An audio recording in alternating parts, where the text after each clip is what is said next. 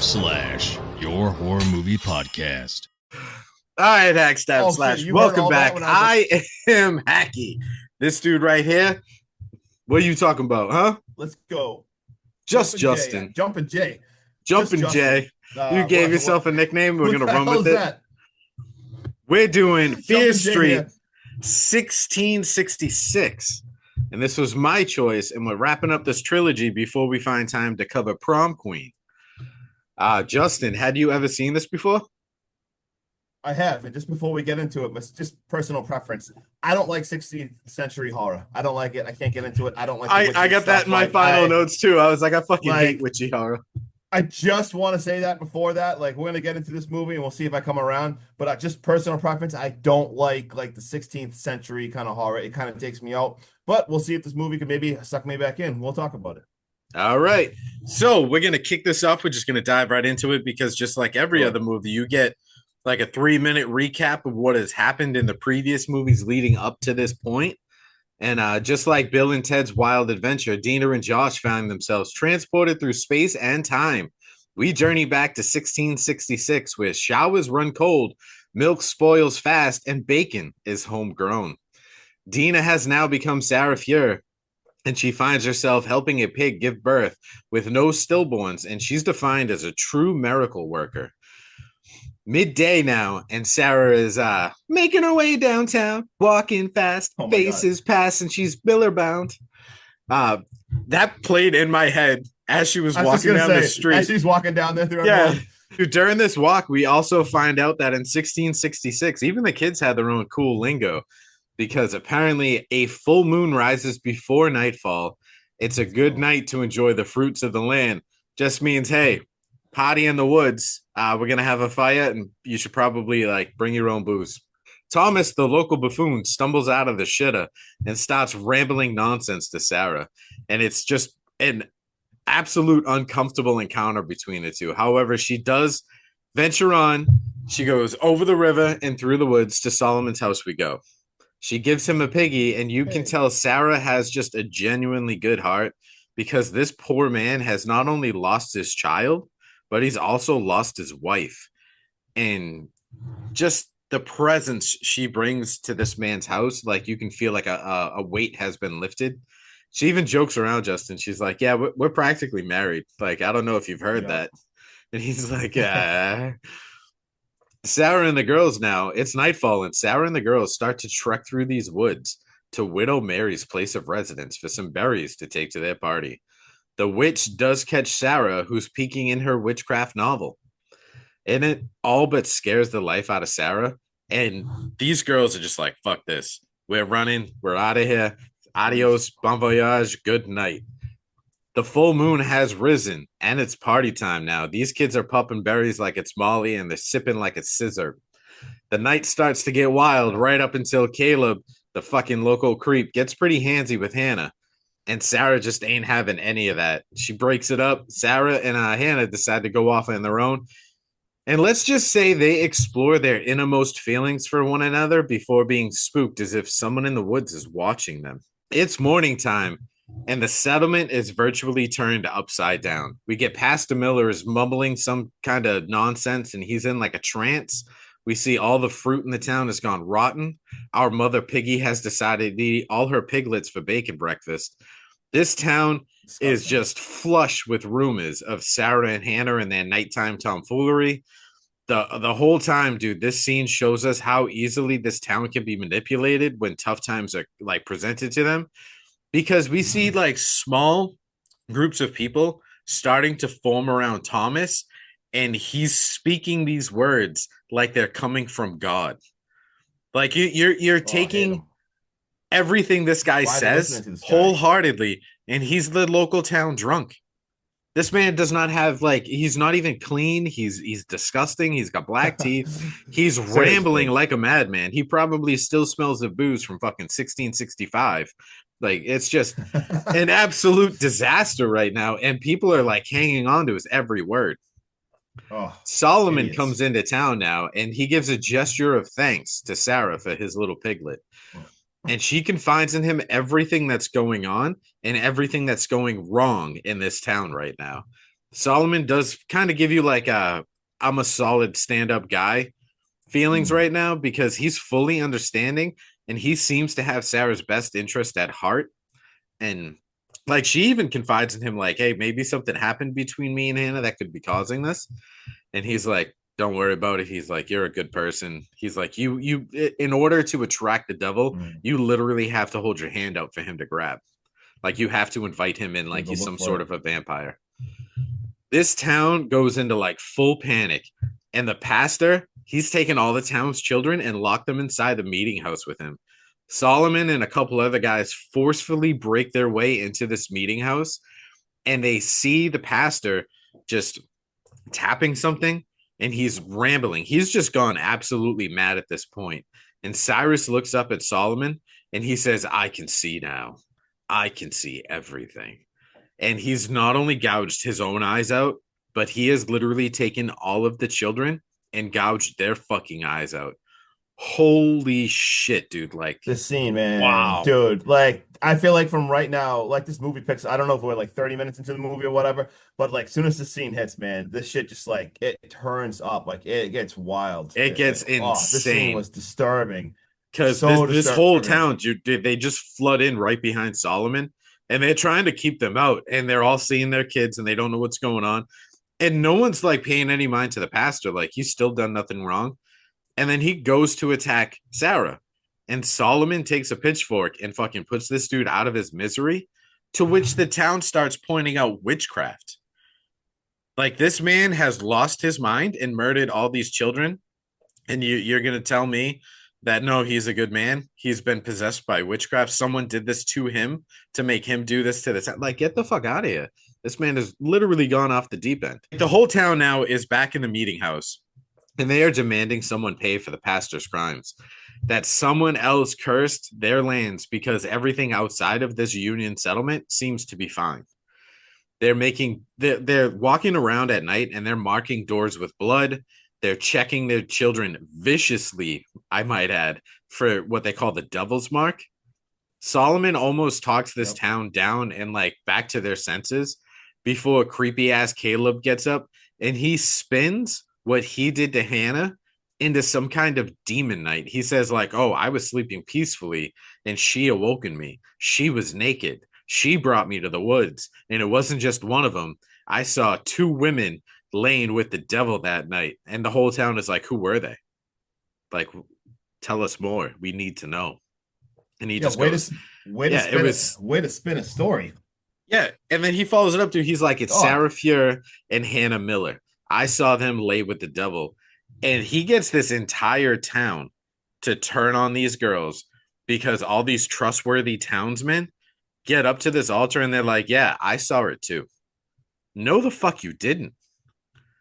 Holy like mob mentality. Like, So this damn. whole, yeah, exactly. Perfect word choice, Justin. This mob mentality Yeah. has now created the entire town to form a witch hunt. Bro, I am so glad I was not alive in this time period because my mouth and my actions, I would have been hung before I was 15. Oh yeah, yeah, we would not make it. No, not at all. And when this town fucking turns on these girls, poor Hannah does not stand a chance because she is caught immediately and chained up. And Sarah, when she's like lurking around this town, she actually does find Hannah inside of like a cabin. And Hannah's like, you need to get out. Like, you need to leave me. You need to go on your own. She's like, I'm to be hung in the morning. You need to leave before you get caught and you're hung as well. Sarah, like, narrowly escapes this town and she heads to the widow's house because she's like, if there is a pact with the devil to be made, I will make it and I will save us.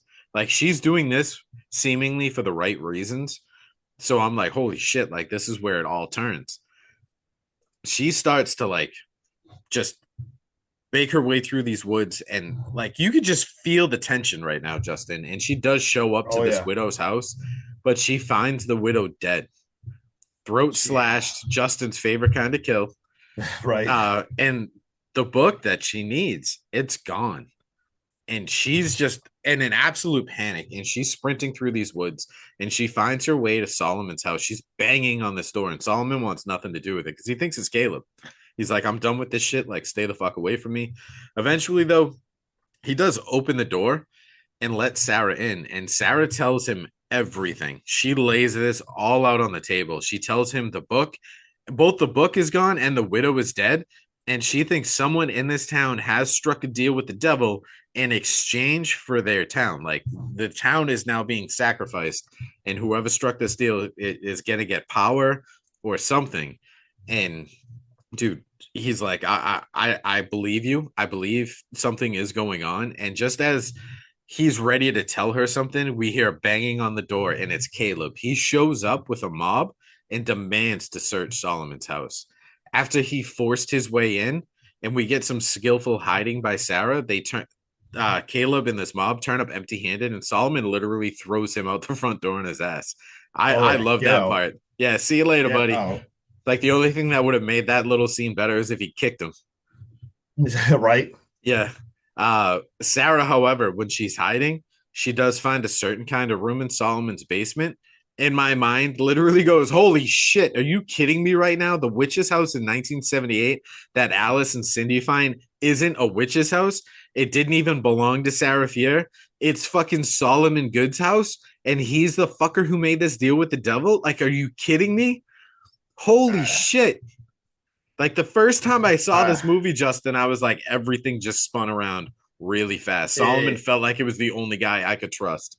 dude, like you said, man, I really like Solomon. Like you thought he's gonna be like a hero and shit, and then like the twist that this movie took to Yeah. make everything start making sense was amazing And and dude, so annoying. Oh, the first time you see this and you're first experiencing watching it, I don't know about you, but for me, I'm still like, Solomon's got to be doing this for a good reason. Like, there's got to be some good hmm behind it, and there's got to be some kind of like accident that happens that spins everything. Or like, I'm still waiting for Solomon to like kind of be the good guy, Same.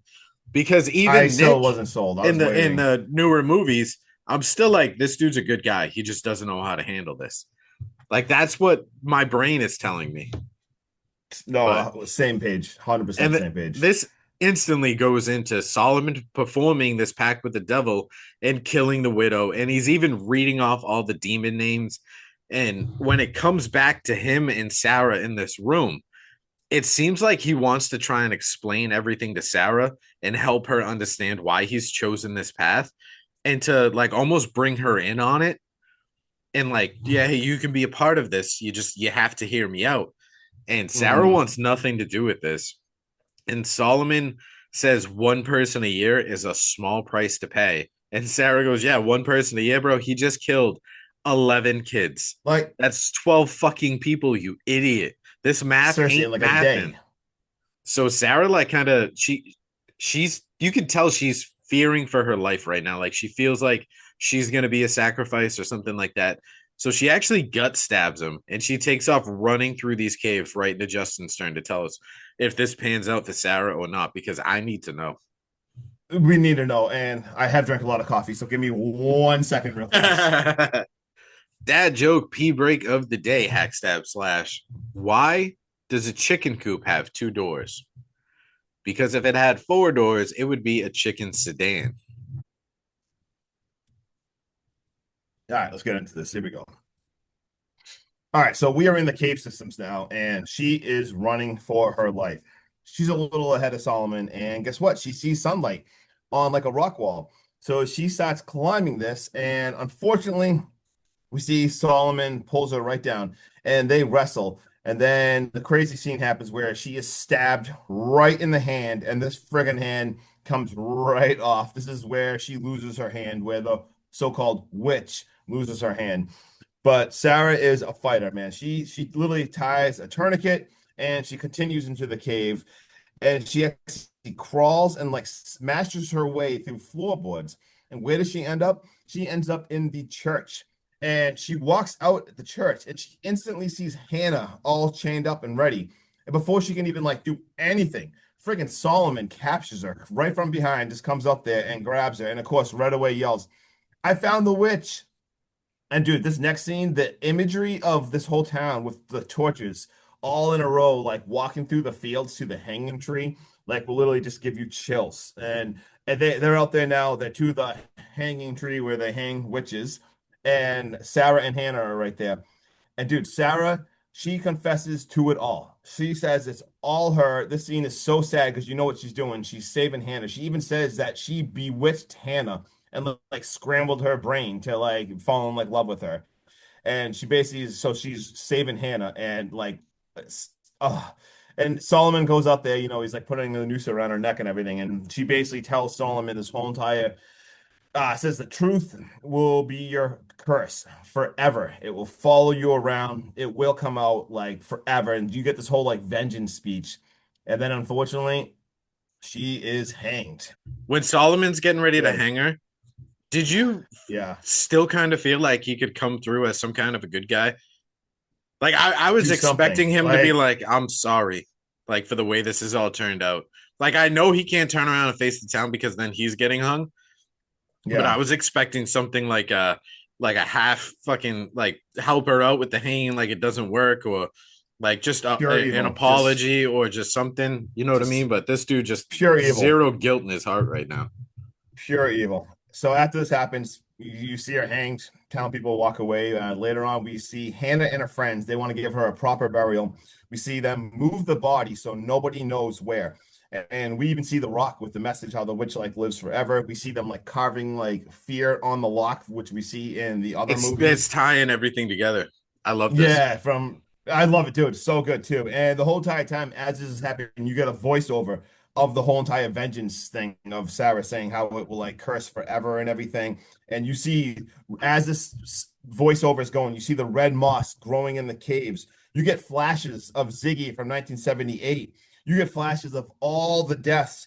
And you even get one of like you see like Solomon like kind of looking in it, flashes to Nick Good really fast, which kind of makes you scratch your head for a second. And then you just see the witch hanging. And then the end, and all of a sudden on the screen, now we get a title scene of now Fear Street 1994 Part 2. Part 2. Let's go. Absolute, I almost wild. texted you and been like, do you Like- want me to just do the whole front half and then give you Fear Street Part 2 to the end? I know, right? I was gonna say, it's insane how also now we're in part 2 of 19. I love it so I can't even put into words how much I freaking love it. And all of a sudden, dude, we are right back. If you remember before when Dina finds the witch body in the woods with Josh, we are right back there. Dina, bloody nose and everything, and nosebleed. Josh is still waiting at the street, and all of a sudden we see Sheriff Nick. He pulls up. He starts questioning Josh right away. He says like he's with a sister.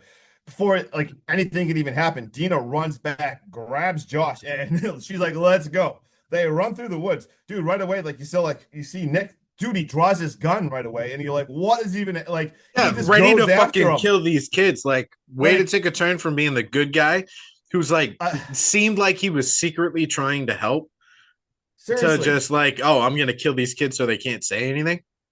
dude, this movie just takes off, and you see Dina like they're running through the woods. She grabs Josh, and she's like, "It's him. Their bloodline is evil. Good is evil." And starts telling him everything. Like, we can't. This guy's gonna kill us. Like, let's go. And you see a chase scene through there and everything to the point where they trick him. They go quiet. They actually steal his police car, and she is just flooring it. And she's just still, dude. Josh is like, "What the hell is even happening?" You can tell he has no clue what's happening. And she starts explaining. She's like, "I was in Sarah's body. Like, I don't know what happened back there, but Sarah is not a witch. Like this whole entire thing we have is wrong." And she basically says how like the goods and like the bloodline, they made a deal with the devil where it possesses one person, and that person kills, and then the devil feasts on the blood of the Shady Siders, and the goods, well, they get whatever they want. And it talks about how one of the goods is the Sheriff, mayor. like The other the name and shit. Are you is kidding me? Sheriff.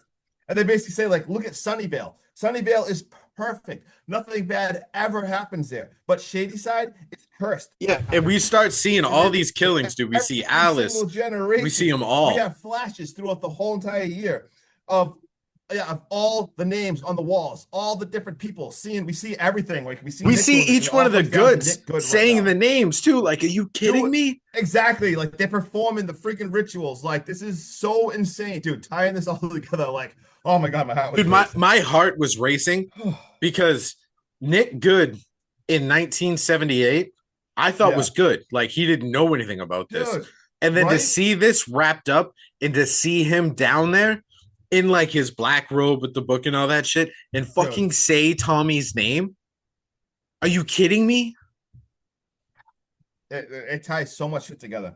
So as this is all happening, basically, we see them go back. They're telling Ziggy and everything, and we get a flash to that disgusting. I don't even know how. I forget how Sean described it in the last podcast. Hematoma. That heart, yeah, the hematoma beating heart thing in the cave. Dude, we see that thing, and that thing is like there's like bodies forming and coming out of it. So, like shit is getting real. These monsters, whatever you want to call these things, killers, these things are pissed, and they're all coming out.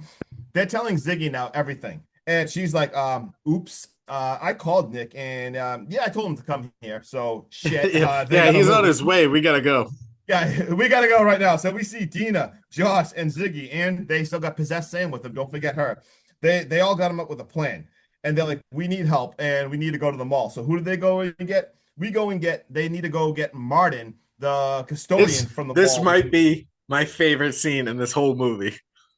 uh, they go and ask him for help, and he's in right away. He's like they don't even really convince him. Like they pull up, and he had just sparked a joint, and as he's smoking it, that you hear the sirens. This man immediately puts it out, apologizes, assumes the position, like ready for like that. He's like, I didn't do nothing. Like just come arrest me, whatever. And fucking Josh rolls down the window, and he's like, hey. You want to go kill Sheriff Good with us? And he's like, dude, all right, I'm in. Yeah, he literally, I have it. He's like, I'm in. And within seconds, yeah, let me grab my jacket. Like he is in. And like, let's go. They're going to the mall now. And they basically talk about like, they need to trap all the killers. Like, this is getting wild because all the killers are coming and they start prepping for the plan. And you see Ziggy like so epically, dude, I love when she's like, we are going to carry him, which is obviously from 1978, a reference from her and Nick talking about how they were going to carry people, basically like dump blood on them and everything. And as this happens, dude, I can't even love the scene anymore. We get the Offspring playing in the background. We have a badass Offspring song playing. We get a epic speech from Dina about how they're going to stand up for everything and fix everything. As this is happening, we see them fixing trap doors. We see them mixing blood in like their magic blood solution. They're putting blood in super soakers mixed with like mop buckets and everything. We got arrows everywhere, like paths. We see them shooting like the blood so the making trails so the killers will follow it so they can trap them. Like there is so much happening in the scene of just this why the awesome music is playing. And then now it's time to go. So you see them all hiding. They're all assuming positions and they basically remember like, look, stay out of these things' ways. They don't want us. They want what the blood is on. So just stay out of the ways. Don't panic when these things walk. Kind of like I think it was '94. They're all going together when they. Yeah, they're like these killers will go right by you. Yeah, stay out of the way. So as this is happening, you think it's going to go good right away. We got a little curveball thrown because the police show up. Not Nick Good yet though. Two other cops show, and I mean they're like hands up, like they are ready to go, and like you see them panicking, trying to explain themselves right away. They are stabbed. They are killed by all these friggin' monsters that come in here again. I forget all their names, but they're all friggin' coming. And you're like, oh shit. Well, guess what? They're killed real fast, so the show goes on. And we see one by one through the next scene. They're able to capture 4 of these friggin' killers. Like, let's go. And they got them all trapped. They lure them into the friggin' stores. They shut the gates. They're all trapped. But then it gets eerily quiet. And who walks in? Nick Good. He walks in and we see he is greeted by Ziggy right away. And it is, oh man, this scene is epic too, because you have like flashes of like 1978, like when they're bonding and everything. And you see them like kind of like go up and talk to each other. But she has a bucket rig and they cut this bucket and they carry his ass. All the blood drops right on him. And then they let all the killers out. They stay out of the way, let all the killers out. Nick is attacked. He is roughed up a little. He's banged up, but escapes. We see him go through one of the side doors and actually into the tunnels. Dina, she's like, no, this isn't happening. Like, I'm going to get the son of a bitch. Dina follows. She runs in there. She gets in there. Unfortunately, possessed Sam. She breaks free, and we see her jump down into the tunnels too. So, dude, possessed Sam is on a whole different level. Dude, this guy's so epic. Dude, she is, I don't even know. She's like Dawn of the Dead, like zombies, like going fast after them. She is like growling, possessed, fast moving, like holy shit. But this leaves the rest of the group now to battle all the killers upstairs. And it's pretty badass. They're like, all right, they have the super soakers. They actually spray them all with blood. And dude, all these this turns into a wrestling match. You want to talk about a Royal Rumble? The four killers, like you want to talk about hack, stab, and slashing. These things Seriously all though. are fighting each other so bad, like, and they're all just like jaw dropped, the staring, like holy shit. And these things, they all do kill each other. We know these things don't stay killed like dead for long, but it is dead. But you also hear now, you hear like a Yeah, clang you and a hear. banging and then I think singing. his name is Billy Barker. Yes, I think Billy thank you. I Barker was the gonna little say, kid, and then we get Ruby Billy, Lane we singing. see, yes, I was gonna say you hear the singing, and then you look and you see Billy, the killer with like the weird mask on and the baseball bat. He was like banging on something over there, and then we hear the singing. We all know that means Ruby. So now we got friggin' Ruby here. We get Billy Barker here, and they all like we still got them. They go to cock their guns, and there's nothing. They have magic blood is gone. They Yeah. have no more of the friggin' magic blood. So holy shit. We see Josh Man talk about it like he badass rising to the occasion. He runs and grabs an axe. Dude, he axes Ruby, but at the same time, he gets banged up too, man. Ruby is like almost like ready to kill him. She We gives get him a good gut Ziggy. slash. Well, yeah, exactly. He gets stabbed. Ziggy, though, man, shoots her, blows her face off. Like, let's go. There's so much chaos happening right now because also down in the cave system, we see Dina chasing, but she gets attacked by Sam. Like possessed Sam grabs Dina. Dina has to pretty much like knock her out. And then all of a sudden Nick's right there, and Nick attacks Dina, and Nick actually like stabs her in the friggin' abdomen. Oh, dude, this is a killer too, because like you really have no clue what's gonna happen. It looks like Dina's about to get killed. Like Nick gets like pretty much like on top of her, is like ready to like kill her. But that gross hematoma, heart beating, disgusting, whatever you want to call it, is right there. And she touches that. And as she touches that, you hear once again, like you hear like Sarah's voiceover and of all that vengeance and like the curse will follow you forever, the truth. And you see Nick kind of like, whoa, like what the hell is going on? Dina lunges and stabs him right through his friggin' eye. And then you see him drop. But not only that, upstairs, man, it's not looking good because these things are all these monsters came back to life. And they got Ruby, they got Billy, all these things Terminator style came back to life and going after them. But they all explode. Like, dude, it happened. They like Infinity Stone explode. It's Like over. All someone just snapped their fingers. Yes, this is oh my god, that is such a good reference right there. Like if anyone has seen the friggin' Avengers, like at the end there, everything is Thanos just turned to snap. dust right now. Like, yes, dude. And we see like back in the caves, like Sam is back. She's like, what the hell's happening? Like Sam is back. She's like, are you okay, Dina? And it's pretty badass too, because you see, remember Dina got stabbed a couple seconds ago, but she like takes off, like she had a bunch of Fear Street books as armor To her, wrapped yeah. around underneath her shirt. Like so she had like a battle vest on. So let's go. So she is fine. And we see like everything is starting to heal. We see all the names that were written on the wall. Those are all disintegrating too. We see like the curses, the witches' curse marks, the crazy stuff carved into stone. It's Like all the caves just are, like, healing disappearing. themselves. Yeah. Like everything is getting back together. And they are walking through the caves now. And dude, they walk out into a freaking house. They have a trap door, and we see it's the freaking Goods house. And dude, there's a family tree there too. That's so insane. You see all the generations family tree that goes back the 100 years to the 1600s, and you see it on the bottom. I even believe it says like Solomon. Yeah, and it Good. says Like, Solomon Good where it started. I was like, crazy, what? crazy. So they're in this Sunnyvale house, and you see them walk outside. Beautiful Sunnyvale. Like these are like mansions, like the best streets you could ever single imagine. And you see like they see like the neighbors kind of look at them because they're covered in blood. They are banged up and everything. And we see the neighbor's car pull out. And what happens instantly? Smashed by a truck. And that is so big too, because remember, nothing bad ever happens there. And instantly, they're not perfect anymore. Car crash. Holy crap.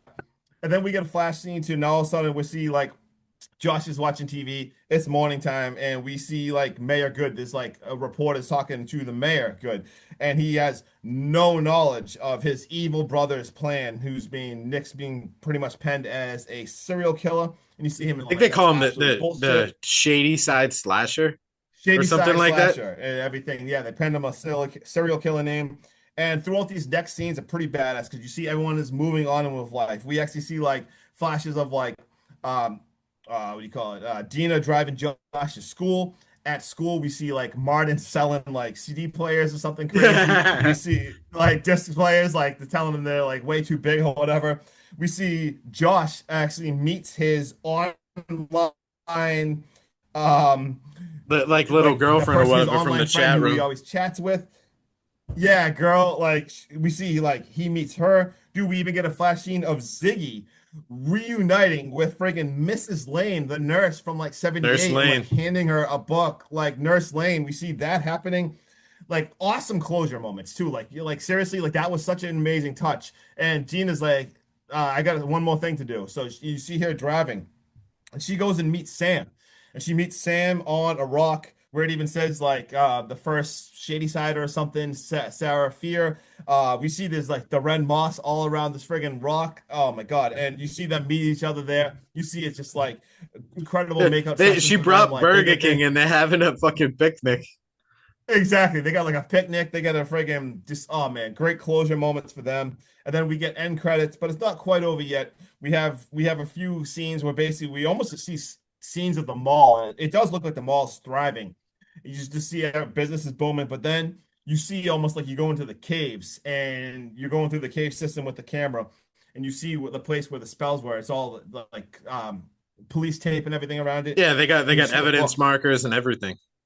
Exactly. And for whatever reason, they left the witch's book there. And we do see Hand grab the witch book and boom, the end. Real credits. Let's go. Lots to talk about. The end. Take it away. Dude, I love this trilogy so much. This feels like we finally got a franchise that has consistently delivered. When I say consistently, I mean I spelled that bitch in capital letters. Yeah. Typically, I hate anything set in witchy times. I find it to be extremely boring. However, I feel like this movie crushes it. I love that we see how the tunnels come to fruition and how similar paths are taken by each one of these characters over a long period of time. Even the dialogue I didn't find too cringy. In most movies, when characters are asked to portray like this time period, it feels like they're forcing a bunch of words that make zero sense, and I have no idea what any of the dialogue means. Um, I also love how 66 like turns into Fear Street Part 2, 1994, halfway through the movie. And then, dude, I got so hyped up at the end. I was like, the mall scenes, the game of tag between what is it, Ziggy and Nick, it was phenomenal. Dude, Dina's blood causing the killers to legitimately having a killing orgy. That's what I called it, Justin, a killing orgy of Oh yeah. themselves in the Yeah. middle of the mall was just absolutely mind blowing. I love the ending. I love everything leading up to it. I give this movie an 8.5. I cannot wait to cover Prom Queen. I love just how neatly wrapped up everything is, and it doesn't feel like it's forced and just some shitty exposition dump at the last 10 minutes. Wow. Okay. Yeah, I don't want to just ramble and complete the same shit. We have almost like we're so on the same page. It's not even funny. I literally wrote how I hate movies when they go back in time, and sometimes you see the same actors play different parts in the older part, and I just feel like Yeah, the acting's terrible because it feels so full. I literally wrote that, like, and I wrote, but this time it works. It works so good, dude. Just the whole story of 1600s, and I already said I don't like 1600s horror. I think maybe I liked it more this way because you know the character is so good and you're so unwrapped from the story from the first two. So I think maybe I liked it better then, but they kill it too though. Like just the whole plot of that is amazing. And I wrote everything you wrote, man. I'm not. I wrote how I love how it went to 1994 part two. Like, what can I friggin' say? It's all linked together. I'm just gonna shut up about it. The closure at the end too. I even wrote they nailed the ending. There's so many times where you get to movies and just try to wrap it up, like you said, like at the they very end, just it just force feels it. like I don't know, man. I wanted more. I felt like this was amazing closure. I give this movie an 8.9, which is wild to me because I give this one the highest rating. I think this is my favorite one, which is crazy. When I saw 1994, we just covered it. I'm like, that's my favorite. I saw 1978. I'm like, I like it a little better than 94. Then I saw Yeah. this one, and I don't know. I think how it just ties. I give it my highest ranking because I think how it ties everything together is so perfect. So yeah, I love it. I love it. if I love it. if Give me so I'm much giving a more. ranking for this franchise as a whole, I'm giving it a Mhm. flat 9. And I know I don't think I gave any one of these movies a 9. I know I gave 78 a 7.8, but that was Yeah. just like me trying to be funny. Like all these movies fucking crush. And like you said, dude, Yeah. 94, I was like, holy shit, like this is my favorite. And then 78, I was like, oh wow, like this is even better. And then Oh going yeah. into 1666, I was like, fuck, dude, I really don't want to do like a witchy old time movie. Like, I really don't like this stuff. Right. And Same. then watching it, I was like, all right, yeah, like this is way better than fucking. How does this keep getting better and blowing my mind? Right. And one thing you said that I want to touch on real quick is when you said you hate when you see actors from current day or like 1994 movies um, Yeah. Yeah. try to switch up and become a different character in the Mm. 1600s or something really old like that. I think it was seamlessly done. And I love that every time we see a mirror or a reflection in the water or someone else is looking at this character from an Yeah. outside, it's the other character. It's the real Sarah Fuhr, which was So good. Like awesome. just the subtle hints there showing how like they're playing the different. It was so awesome, so freaking good. And I'm not even gonna lie. You mentioned about the new Fear Street. I'm not even mildly excited to see it, only because I know it has like I'm gonna watch it because it's Fear Street, but I know it's a different director and it has nothing to do with any of these three. And I just think these three are so perfect. So obviously I'm gonna watch the new Fear Street, especially I think it's supposed to be like an '80s movie, so I'll be excited. But I just don't like this trilogy. It's just since it's one thing, it's so perfect. I love it so much, and I just love it. I love it so much. All right. Good was also the surname of a prevalent family during the Salem witch trials. That was a really cool touch too. Like the fact that Yeah, they I, put I like like something like kind of like because I Trinidad. always thought that was weird, dude. Like whenever we learned about like the witch trials or like anything to do with pilgrimage in school, I was like, goody. I was like, that's like I don't like it, and excuse my word, but Yeah. yeah. But yeah, no, but that is really cool too, because I actually do remember that name from being that. That's amazing. I got a tagline of "End the curse." At 1840, Sarah finds a piece of moss in her hair.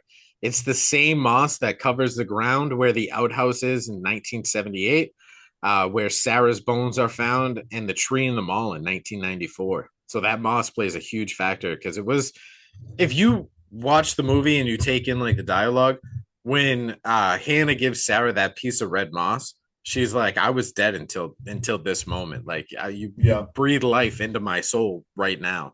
So that moss is like a very pivotal like piece. Oh yeah, and I'm gonna burn my favorite one right here ever. This is my favorite connection thing ever because I remember seeing in 1978, when Alice like touched the heart thing. She was like running through the hallways, and at the time I thought it was like just black-eyed kids she saw like the kids with no eyes, and I was like, what the hell is that? Like why? And the fact that is the kids with their no eyes were that Alice sees in 1978 were the all those dead kids from the church. Like they were the same people from that church that Alice saw in 1978. Like I thought that was so They're so crazy cool. because you see like that scene in 1666. And at the time when Alice saw that, I was like, oh, that's weird. Why were those random? And then you see that and you're like, oh my God, those are the people that Alice saw in 78. I love that connection. I thought that was insane. Solomon Goody does recite every single name of the devil. Goody, Yeah. goody. Goody, good, good, good, good. We got a budget of $10 million, dollars, 10 mil. They did a lot with that. I right? mean, $10 million isn't nothing to There's sneeze at, but no, we also see that when Sarah Fier is buried, her legs are crossed in the same way as the figure in the Hanged Man tarot card, which represents self sacrifice. Sarah allowed herself to be hanged, sacrificing herself to save Hannah. yep. I got nothing else. You got nothing else? All right. So, uh, for a little bit of foreshadowing, in Fear Street Part 2, 1978, camp counselor Kurt finds young Nick Good with his hands covered in blood during Tommy's murder spree. When Kurt asks, "Did you do this?" Nick doesn't answer and instead instructs him to help the hidden campers escape. This film shows young Nick Good putting Thomas Slater's name on the wall as part of the satanic ritual, triggering his possession. And it was Nick who was responsible for the rampage at Camp Nightwing. Like we talked about, I was mind blown when I seen that he did this pre spree. Yeah. And then I've got some goof ups. A minor character in 1994 section uses the online nickname at Queen of Darkness and uses the term SSD. Handles starting with the @ symbol were not used in 1994. Neither was the term SSD. So that was like the first like era in the movie that I found in the 3 movies that we've covered. After discovering the pentagram-like symbol in the cave for the first time, Sarah does put her fingers in the blood running through the symbol. With blood covering her fingers, she takes them out, and we see the blood on her fingers. And seconds later, there's not a trace of blood anywhere anymore on her at all. She's completely clean. Don't. Yeah. All right, that's all I've got. You ready to wrap this up? Let's wrap this shit up. Wrap it up. All right, Hack Stab Slash. I'm Hacky, this guy right here. Jumpin' J. Jumpin' J. Ah. Right. Never gonna call myself that again. We're out of here. Later. Peace.